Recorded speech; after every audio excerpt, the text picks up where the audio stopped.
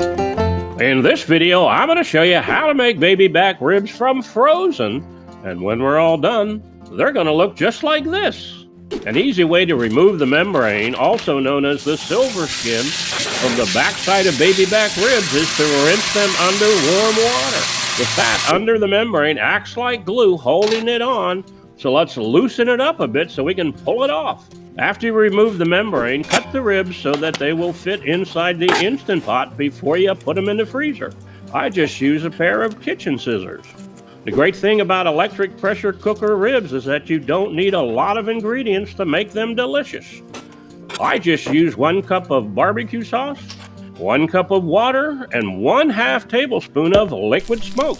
Set the control for high pressure for 35 to 45 minutes, depending on how thick the ribs are. When the time is up, do a manual pressure release.